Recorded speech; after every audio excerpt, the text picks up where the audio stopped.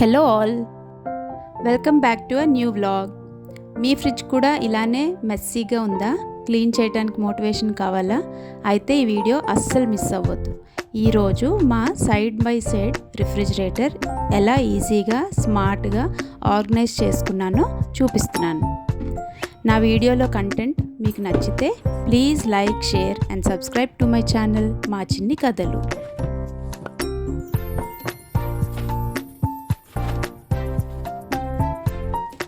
ముందుగా ఫ్రిడ్జ్లో ఉన్న అన్ని ఐటమ్స్ని బయటకు తీసుకోవాలి.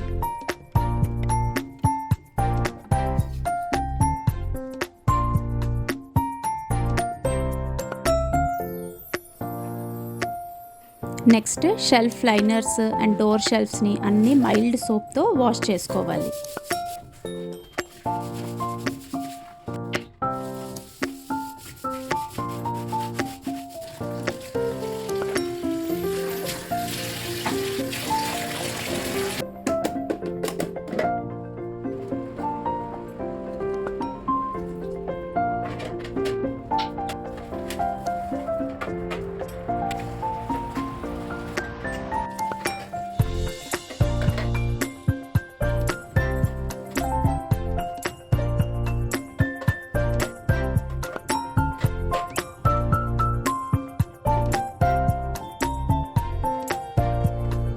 నెక్స్ట్ ఫ్రిడ్జ్ లోపలంతా నేను చేసిన homemade cleaning liquid and కొంచెం వేడి నీళ్ళతో క్లీన్ చేసుకున్నాను. దీనివల్ల లోపలున్న స్ట్రాంగ్ అన్వాంటెడ్ స్మెల్స్ అంటే పువ్వులు కానీ లేకపోతే ఏదైనా పాడైపోయిన వస్తువులు స్మెల్స్ కానీ అన్నీ పోతాయి.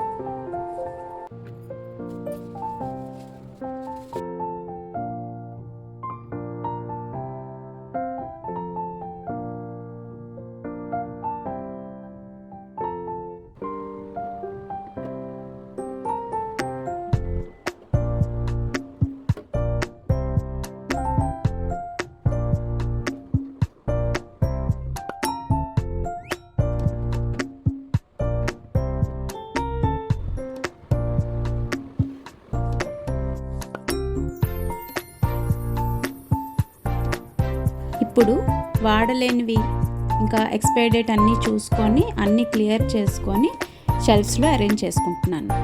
నెక్స్ట్ డైరీ ప్రోడక్ట్స్ అంటే పాల ప్యాకెట్లు, మరిగించిన పాలు, కర్డ్ ఇలాంటివన్నీ లాస్ట్ ర్యాక్లో పెట్టాను. డోర్ ర్యాక్స్లో బాటిల్స్ అండ్ సాసెస్ ఉంచాను.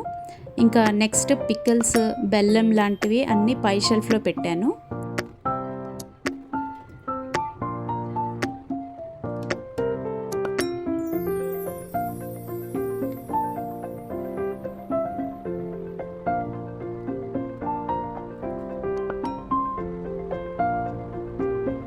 ఫ్రూట్స్ ఇంకా కట్ చేసిన వెజిటేబుల్స్ అన్నీ కొంచెం గ్లాస్ కంటైనర్స్లో సెకండ్ అండ్ థర్డ్ షెల్ఫ్స్లో పెట్టాను.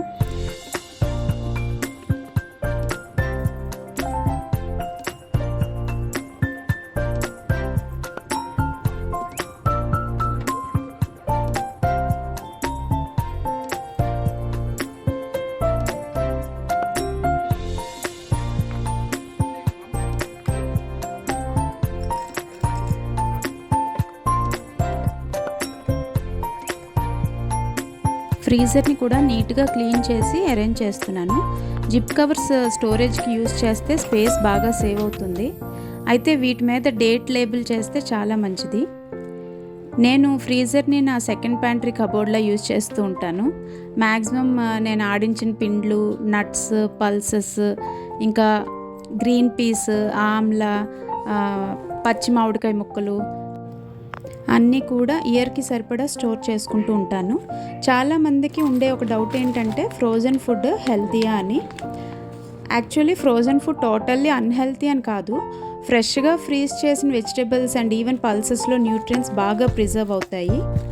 బట్ మార్కెట్లో దొరికే processed frozen foods like fries, nuggets, readymade items, ఇలా స్వీట్ కార్న్ ప్యాకెట్స్లో దొరుకుతాయి కదా, అలా కాకుండా మనం ఫ్రెష్గా స్వీట్ కార్న్ ఒలిచి మనం స్టోర్ చేసుకునే వాటిలో ప్రిజర్వేటివ్స్ తక్కువ ఉంటాయి.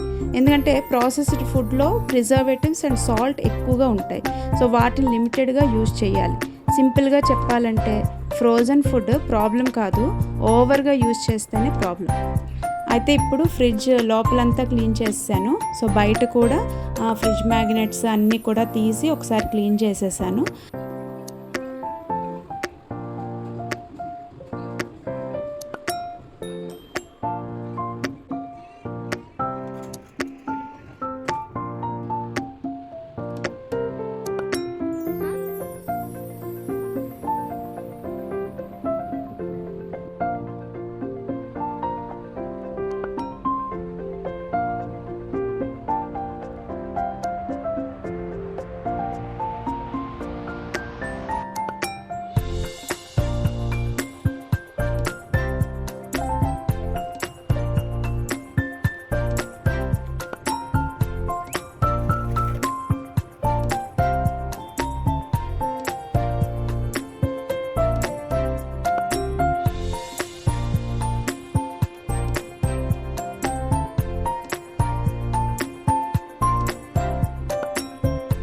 ఇంకా ఫైనల్లీ ఒక ఆర్టిఫిషియల్ ప్లాంట్ అండ్ ఫ్రిడ్జ్ మ్యాగ్నెట్స్తో నా ఫ్రిడ్జ్కి ఒక ఎస్థెటిక్ టచ్ ఇచ్చాను. ఫైనల్ లుక్ ఎలా ఉందో చెప్పండి. మీ ఫ్రిడ్జ్లో ఏమేమి స్టోర్ చేసుకుంటారో కూడా ప్లీజ్ కామెంట్ చేయండి, నేను తప్పకుండా చదువుతాను. And thank you for watching. Bye for today.